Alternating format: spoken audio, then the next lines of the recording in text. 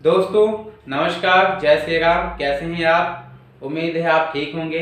दोस्तों आज मैं आपके सामने आया हूं एलआईसी की एक बहुत ही बढ़िया पॉलिसी के बारे में, प्लान की डिटेल लेकर के। तो उसके बारे में आपको बताऊंगा। उससे पहले दोस्तों अगर आप चैनल पे नए हैं तो प्लीज़ चैनल को सब्सक्राइब करें और बेल आइकन को जरूर दबाएं, ताकि जो मैं आपको डेली नए नए पॉलिसीज़ के बारे में, एलआईसी की पॉलिसी के बारे में बताता रहता हूँ, तो उसके अपडेट आपको मिलते रहें। अगर दोस्तों वीडियो के अंत तक आप बने रहते हैं तो मैं आपको इस पॉलिसी के बारे में आपको काफ़ी ज़्यादा चीज़ें क्लियर हो जाएगी। तो दोस्तों चलिए शुरू करते हैं। आज हम जिस पॉलिसी के बारे में बात करने जा रहे हैं उस पॉलिसी का नाम है जीवन रक्षा, जिसका टेबल नंबर है 933। लोग इस पॉलिसी को कन्यादान पॉलिसी के नाम से भी जानते हैं। अब क्या खास बात है इस पॉलिसी? इसका नाम है पॉलिसी का जीवन रक्षा। वैसे दोस्तों इस पॉलिसी का काम भी है, आप अपने जीवन में जो भी लक्ष्य बनाते हैं इस पॉलिसी के थ्रू आप उसे पा सकते हैं। तो मैं बात करता हूँ इस पॉलिसी की विशेषताओं के बारे में। सबसे पहले है प्रीमियम मोड। हम अगर ये पॉलिसी लेंगे तो हम किस तरीके से इसमें प्रीमियम जमा कर सकते हैं। इसमें आप ईयरली मोड चुन सकते हो, हाफ ईयरली है, क्वार्टरली है और मंथली भी है। यानी आप साल में भी पैसा जमा कर सकते हैं अपना प्रीमियम, 6 महीने पे भी, 6 महीने के दौरान भी जमा कर सकते हैं, 3 महीने पे या महीने महीने भी, जैसा होता है आप इसको कर सकते हैं। मंथली में आप एसएसएस या नाच के थ्रू आप इसमें पैसे जमा कर सकते हैं। उसके बाद बात आती है कि जो पॉलिसी का टर्म क्या है। दोस्तों ये जो पॉलिसी का टर्म है 13 साल से लेकर के 25 साल का है। यानी कि 13 साल से 25 साल के बीच का कोई भी आप इस पॉलिसी का टर्म ले सकते हैं अपने लक्ष्य के हिसाब से। ठीक है दोस्तों। उसके बाद आता है कि इसमें प्रीमियम टर्म क्या होता है। इस जब आप ये पॉलिसी लेते हैं, जितने टर्म के लिए आप ये पॉलिसी लेते हैं उससे 3 साल आप कम कर लीजिए, वो उसका प्रीमियम टर्म हो गया। जैसे कि मान लिया अगर आपने 13 साल का पॉलिसी का टर्म लिया है तो आपने सिर्फ 10 साल तक ही किस्त जमा करनी है, 3 साल जमा नहीं करना। अगर आपने 25 साल का लिया है तो आपने सिर्फ 22 साल तक किस्त जमा करना है, 3 साल किस्त जमा नहीं करना है। तो ये पॉलिसी का प्रीमियम पेमेंट मोड हो गया। उसके बाद ये जो पॉलिसी है कौन ले सकता है। अगर आप ये पॉलिसी अपने लड़की के लिए, लड़के के लिए, अपने लिए, किसी के लिए भी लेते हैं, इसमें जो पॉलिसी की जो एज कैटेगरिया है वो है 18 साल से लेकर के 50 साल का। यानी कि 18 साल से 50 साल तक का कोई व्यक्ति इस पॉलिसी को ले सकता है। ये हाई रिस्क फैक्टर पॉलिसी है, इसीलिए 18 साल से नीचे का व्यक्ति इसे नहीं ले सकता।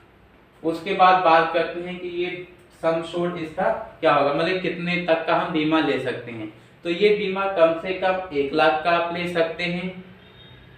उसके बाद अगर आप ज्यादा से ज्यादा लेना चाहें तो उसकी कोई लिमिट नहीं है, कम से कम आप 1 लाख का आप सम एश्योर्ड अपना रख सकते हैं। अगर उससे ज्यादा बढ़ाते हैं तो 10,000 के गुणा में आप इसको जितना मर्जी आगे बढ़ा सकते हैं। जैसे 1,10,000, 1,20,000, 2 लाख, 2,50,000, 3,10,000, 5,10,000, इस तरीके से आप जितना मर्जी ले सकते हैं। ये आपके इनकम के ऊपर डिपेंड है दोस्तों। जो आपकी इनकम है आप उसके हिसाब से रखें, ताकि आपको किस्त जमा करने में, प्रीमियम जमा करने में भी आपको दिक्कत ना हो। उसके बाद आता है इसमें अगर हम ये बीमा लेते हैं तो हमें कौन कौन सा राइटर अवेलेबल है इसमें। तो इसमें आपको ADDAB है और AB राइडर है। ADDB क्या होता है, एक्सीडेंटल डेथ डिसेबिलिटी बेनिफिट। ये आप टर्म राइडर इसमें ले सकते हो या फिर एक्सीडेंटल बेनिफिट राइडर भी आप ले सकते हो। इसमें न्यू टर्म राइडर भी आपको मिल जाएगा। तो आपको इस पॉलिसी में इन टर्म राइडर का बेनिफिट मिल जाएगा। उसके बाद पॉलिसी का बेनिफिट में बात करें तो अगर आप ये पॉलिसी कंटिन्यू रखते हैं, चलाते हैं, सर्वाइवल करते हैं, मतलब आपने पूरा किस्त जमा किया, ठीक है, तो मेच्योरिटी पे आपका जो सम एश्योर्ड है प्लस उसके ऊपर जो वेस्टेड बोनस बनता है और उस बोनस के ऊपर भी फाइनल एडिशनल बोनस बनता है, ये सारी चीजें आपको मिलेगी। अब ऑन डेथ, अगर इस पॉलिसी के दौरान अगर डेथ हो जाती है तो क्या मिलेगा। तो पॉलिसी के दौरान अगर कुछ होता है तो जिस समय आपको कुछ होगा उस समय से लेकर के मैच्योरिटी तक आपने जो सम एश्योर्ड लिया है उसका 10% हर साल आपको कंटिन्यू आता रहेगा। और जब मैच्योरिटी का टाइम आएगा तो मैच्योरिटी पे भी आपको वो बेनिफिट मिलेगा जो आपको मिलने वाला था।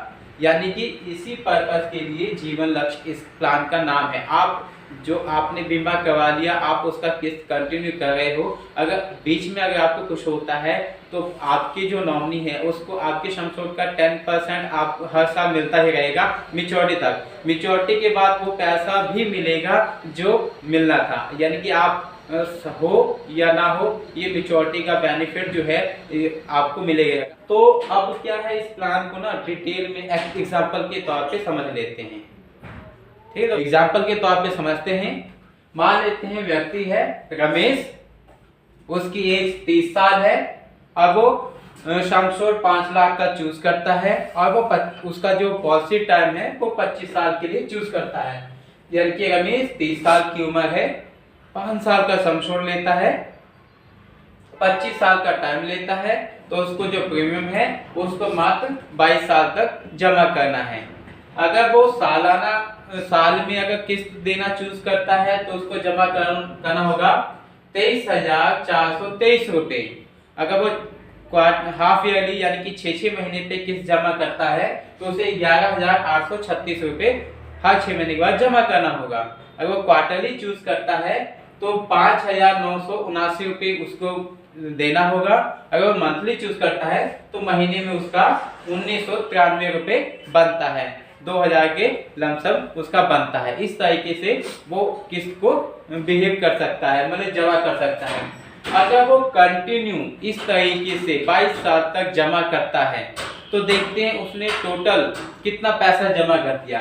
उसका जो टोटल प्रीमियम जमा होता है 5,04,701 रुपए, और उसको मिलेगा कितना, उसको मिलेगा 3 साल के बाद, आफ्टर 3 इयर्स, जब वो 25 साल का जब टाइम आएगा, मैच्योरिटी का टाइम आएगा, तब उसका जो सम एश्योर्ड है 5 लाख रुपए प्लस उसका जो बोनस बना हुआ है 5,75,000 रुपए। बोनस के ऊपर भी जो फाइनल एडिशनल बोनस होता है वो 2,25,000 रुपए बना है। अगर टोटल देखें तो टोटल उसको 13 लाख रुपए का मैच्योरिटी मिलता है। इस तरीके से उसको ये बेनिफिट होगा। तो दोस्तों देखो, मगर इसमें रिस्क की मैच्योरिटी बहुत बढ़िया है। अब बात कर लेते हैं इसके दूसरे सेगमेंट की।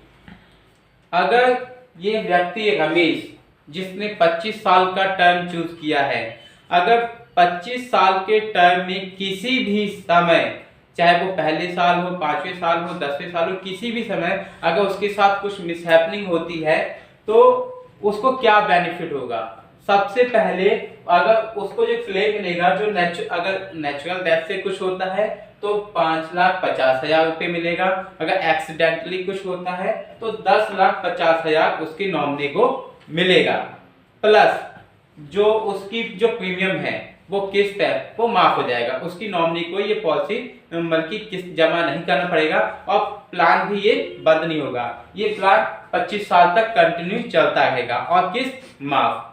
अब क्या है, एक तो पहले क्लेम मिल गया 5 से 10 लाख के बीच में, उसके बाद जो उसने सम एश्योर्ड चूज किया था 5 लाख का, 5 लाख का 10% 50,000 रुपए उसको हर साल मिलता रहेगा मैच्योरिटी डेट तक, 25 साल तक।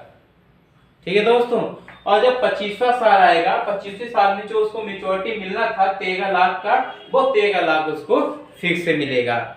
यानी कि उसको बहुत बढ़िया रिस्क मिलता है। अब इस तरीके से इस प्लान को लोग अपने बच्चों की पढ़ाई लिखाई के लिए, अपनी लड़की की शादी के लिए इस प्लान को लेते हैं खास तौर पे। जैसे कि मान लो आपकी एज अभी 28 साल है और आपकी एक लड़की है, आप उसकी शादी ब्याह के अच्छे सपने देखते हो, तो आप ये पॉलिसी ले सकते हो। इससे क्या होगा, आप रहो या ना रहो, लेकिन आपने अपनी गुड़िया के लिए जो सोचा है, जो प्लान बनाया है, जो उसके लिए इनकम का जो उसके लिए भविष्य के लिए सपने देखें, वो जरूर तय होगा। उसका आपके जाने के बाद आपकी गुड़िया के लिए एक अच्छा हैंडसम अमाउंट मिल जाएगा, प्लस उसके हर साल पढ़ाई लिखाई के लिए अलग से पैसा मिलता रहेगा और उसकी शादी पे भी उसको अच्छा ढेर सारा पैसा मिलेगा। इसीलिए लोग इस प्लान को कन्यादान प्लान के नाम से बहुत ज्यादा सेल करते हैं और ये बहुत ही बढ़िया बेस्ट पॉलिसी है दोस्तों। अगर आपने ये पॉलिसी करवाया है,